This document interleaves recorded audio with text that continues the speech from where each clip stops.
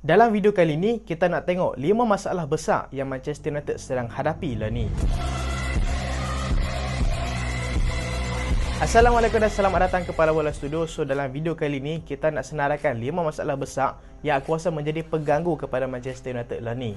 Macam kalau hampa tahu, dalam bahasa Melayu kita ada kata seerti. So kata seerti untuk masalah adalah Manchester United. So Manchester United ni memang tak pernah lari daripada masalah lah. Memang banyak problem daripada segi internal, luar dan juga macam-macam. Fanbase pun banyak masalah juga. Tapi dalam video kali ni aku nak senaraikan aku rasa 5 ni masalah ni yang mengganggu prestasi Manchester United lah ni.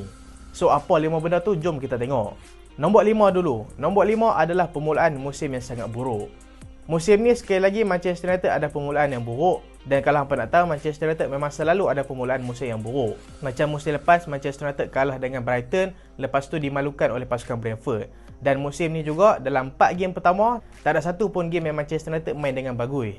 Lawan dengan pasukan Wolves menang 1-0 tu boleh kata memang menang nasib. Sebab dalam game tu pasukan Wolves memang attempt banyak gila, tapi mereka tak banyak on target. Lawan dengan pasukan Spurs pula, dalam game tu memang pasukan Spurs makan Manchester United habis-habisan. Daripada segi position, daripada segi technical ability, daripada segi taktikal, semua Manchester United kalah dalam game tu. Dalam game ketiga lawan dengan pasukan Nottingham Forest, Manchester United bernasib baik sebenarnya. Selepas pasukan Nottingham Forest leading 2-0, mereka main bertahan. Kalaulah game ni main kat away dan pasukan Nottingham Forest all out lagi untuk dapatkan gol, aku rasa dalam game ni MU mungkin akan kalah juga. Dan game keempat Manchester United kalah dengan pasukan Arsenal, kalah 3-1.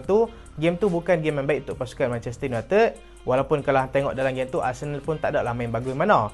Cuma lagi buruk dia, pasukan lawan hang main tak bagus tapi hang tetap tak boleh menang. Sebabkan permainan hang lagi teruk daripada mereka. So tu adalah satu problem untuk pasukan hang. So dalam 4 perlawanan pertama, Manchester United just dapat 6 poin aja. Tu pun menang dengan pasukan macam Wolves, macam Nottingham Forest. Lawan dengan dua big team, kalah bukan setakat kalah tapi tak bagi saingan. Yang tu merisaukan. Kalah dengan pasukan Arsenal 3-1, kalah dengan Spurs 2-0. Dengan 2 game lepas ni, Manchester United akan lawan dengan pasukan macam pasukan Brighton. Pasukan yang boleh kata kuat juga musim ni. Dan lepas tu akan main UCL lawan dengan pasukan Bayern. So good luck lah fan-fan MU semua. Tak payahlah keluar daripada gua tu, stay je dekat situ. Ni kata kalau menang. Kalau menang dengan Brighton pun hampa duduk dekat pintu gua je sebab takut masuk balik lagi. So kita masuk ke nombor 4 lah. Nombor 4 adalah toxic Sancho. Tak cukup dengan permulaan buruk, lepas Manchester United kalah dengan pasukan Arsenal hari tu, ada satu lagi kontroversi, iaitu Sancho pula menambah perasa. Faktor utama dia memang dia ni jarang dapat minit pemain lah. Satu model mengejutkan ramai pihak waktu game lawan dengan pasukan Arsenal tu, Sancho tak ada dalam list pemain tau. Bukan setakat dalam first E, dalam sub pun tak ada. So bila habis game, lepas Manchester United kalah tu, interview tanya Ten Hag, sebab apa Sancho tak ada dalam tim? Adakah dia ni mengalami kecederaan macam pemain lain? Ten Hag bagi tahu yang Sancho ni tak capai prestasi apa yang dia mau. Maksudnya Ten Hag letakkan satu standard lah untuk bagi Sancho ni push lagi dekat standard dia. Tapi apa yang Sancho reply? Kita semua tahu apa yang Sancho boleh offer dalam satu tim tu bila dia bermain dengan bagus. Dia ni sejenis pemain yang ada technical ability yang tinggi. Dan dia dah buktikan lah dekat pasukan besar macam pasukan Borussia Dortmund. Cuma satu perangai Sancho ni, kalau hampa perasan balik kan, Sancho ni adalah seorang player yang manja jugalah. Tu pun ada hati waktu first season main dekat MU tu, nak dapat nombor 7 tu. Nasib baik tak pakai nombor 7. Dan season lepas pun under Ten Hag, Sancho sampai kena recover 3 bulan dekat Belanda semata-mata frust dengan prestasi dia. Bila Ten Hag cakap macam tu, Sancho pun reply, jangan percaya dengan apa yang dia tulis. Dan dia kata juga dia sedang training dalam keadaan bagus. Tapi dia cakap yang aku rasa kenyataan ni lah yang membuatkan ramai skeptikal dengan Sancho dan juga pasukan Manchester United adalah Sancho mengatakan yang dia ni dijadikan kambing hitam dalam pemilihan pemain. Dan dia kata tu tak adil. Dan Sancho juga bagi tahu, dia kata dia hormati keputusan coaching staff. Dan berita ni terus jadi sensasi dan ramai kata Sancho ni kritik Erik Ten Hag. Dan aku rasa memang betul lah dia kritik Erik Ten Hag. Sebab apa? Sebab dia kata dia ni dijadikan kambing hitam. Maksudnya dalam pemilihan pemain selalunya yang betul-betul terlibat dalam pemilihan pemain ni mestilah Erik Ten Hag sendiri. Tapi kita sendiri pun boleh tengok sebenarnya Ten Hag ni dia bias sikit dekat bekas-bekas play dia. Lagi-lagi bekas-bekas play dia dekat Ajax. Hang tengoklah Anthony tu, perform ke tak perform ke boleh main juga starting 11. Sancho hang tengok kadang-kadang dekat ujung-ujung perlawanan baru masuk. Padahal kalau kita tengok performance dia dengan Anthony, performance dia pun lebih kurang je. Sancho kalau dapat main dekat kanan ataupun kiri, lagi-lagi kalau dia start dekat kanan, kita tengok dia main okey je. Mungkin ada juga benda betul yang Sancho ni cakap. Tapi sebagai seorang pemain yang kena menghormati seorang coach, dan Alex Ferguson pun pernah cakap, bila mana seorang player tu kritik seorang coach tu, dia dah done dah. Dia tak boleh jadi pemain pasukan tu lagi. Tapi aku rasa benda ni tak ada hype pun, cuma media je hype-hype kan. Sebab apa? Sebab ni Manchester United lah, fanbase mereka besar. So bila mereka buat berita macam ni, berita mereka memang laku lah. So kita masuk ke nombor 3, penjualan Manchester United yang masih lagi belum selesai. Glazer dan Qatar masih lagi belum selesai sampai ke hari ni. Dulu kata Jumaat depan, kita ni kan, kalau orang kata Jumaat depan ataupun 3 Jumaat depan tu memang dah mampu dah. Ni berapa Jumaat ni tak jadi-jadi lagi ni. Salah satu sebab dia adalah ramai owner dalam family Glazer ni, depa ni tak sepakat untuk menjual Manchester United. Ada yang kata nak jual, ada yang kata tak mau jual, ada yang kata nak hold dulu, ada yang nak tengok Syekh Jassim ni mungkin akan bid lagi tinggi. So benda ni lah merumitkan penjualan Manchester United. So itulah aku cakap, bila dalam satu kapal tu ada banyak kapten, jadi macam ni lah. Dan Syekh Jassim dah offer dah pun final bid dia takkan tambah lagi bid tu kepada Manchester United. Dan ada berita juga yang mengatakan Glazer ni macam tak mau jual Manchester United dan kemungkinan besar mereka takkan jual Manchester United. So apa jadi, saham Manchester United merudum dengan teruk. Sebab apa? Saham Manchester United meningkat tu disebabkan mereka rasa Manchester United ni mungkin akan jadi satu pasukan lagi bagus di bawah satu pengurusan baru. So bila Glazer tak ada, apa kejadah mereka nak beli saham tu? So memang saham tu drop balik lah. So nombor 2 pula. Nombor 2 ni aku rasa satu benda yang besar pada permulaan musim ni yang mempengaruhi prestasi pasukan, iaitu kecederaan. Musim ni sekali lagi Manchester United spend over 200 juta untuk dapatkan pemain macam Højlund, macam Mason Mount, Amrabat, Andre Onana dan beberapa player backup. Tapi masalah dia lah ni adalah kecederaan. Secara tiba-tiba injury tu main serentak tau.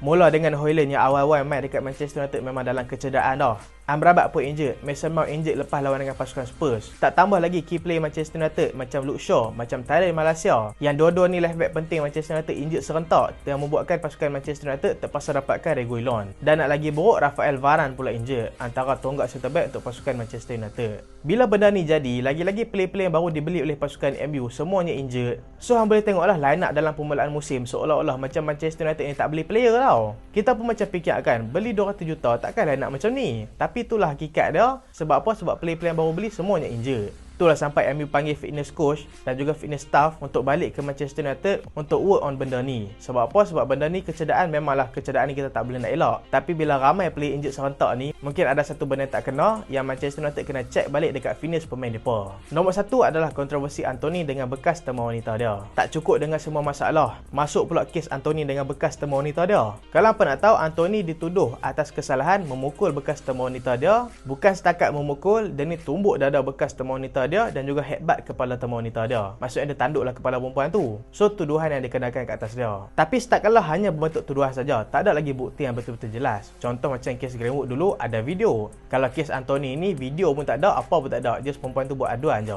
Tapi setakatlah apa yang kita nampak adalah seolah-olah Anthony ni dituduh dan dianiaya oleh bekas temu wanita dia. Sebab kalau hangpa cek balik Anthony dalam satu interview, Anthony ni dah jelaskan semuanya. Dia bagi tahu yang dia tak buat langsung benda tu 100%. So dia kata benda tu adalah tuduhan. Tapi setakatlah penjelasan ni kita tak boleh ambil macam tu je sebab masih lagi dalam siasatan. Dan lagi buruk, ada 2 lagi perempuan buat tuduhan tambahan dekat Anthony pula. Yang tu aku pelik lah, yang bekas tamu wanita dia logik juga. Tapi tiba-tiba main lagi 2 orang perempuan ni main daripada mana? Tapi itulah biasalah kan, mungkin player bola dia ni ada banyak temu wanita, kita tak tahu. Tapi setakatlah Anthony masih lagi didapati tak bersalah sebab dia ni just dikenakan tuduhan sahaja. Aku rasa kan satu undang-undang baru kena buat lah untuk mengelakkan benda-benda macam ni mudah terjadi. Sebab hang tengoklah geng perempuan yang buat tuduhan macam ni, kalau lah tuduhan mereka tu tak betul, mereka ni tak dikenakan apa-apa tindakan.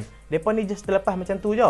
Sekalipun tuduhan mereka buat tu tak betul, impak besar akan kena dekat pemain tu. Contohnya pemain tu akan digantung daripada pasukan dia. Hang tengoklah ni Anthony dah digantung daripada pasukan Manchester United. Dia bukan setakat digantung dekat Manchester United, dia juga digugurkan daripada skuad utama pasukan Brazil. Hang tengok impak yang dapat dekat Anthony tu, walaupun dia ni masih lagi tak didapati bersalah. Hang tengok bekas awet dia tu relax aja. So aku rasa satu undang-undang baru patut dibuat lah. Kalau pertuduhan mereka tu salah ataupun tuduhan mereka tu palsu dan dia dapati sengaja untuk menjatuhkan kira pemain tu, mereka ni patut dikenakan hukuman. So itulah aku rasa kalau ada undang-undang macam ni, mungkin akan menyelamatkan kira beberapa pemain yang dapat cinggir masalah macam ni. So itulah aku rasa kesian jugalah dengan Anthony ni. Walaupun kita tengok kalau dekat MU dia tak adalah perform mana.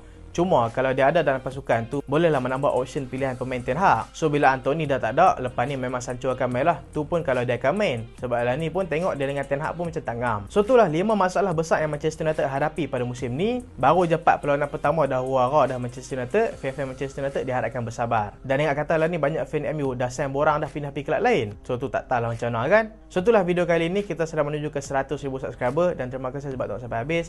Jangan lupa like, jangan lupa share, jangan lupa subscribe. Aku Salihan. Assalamualaikum.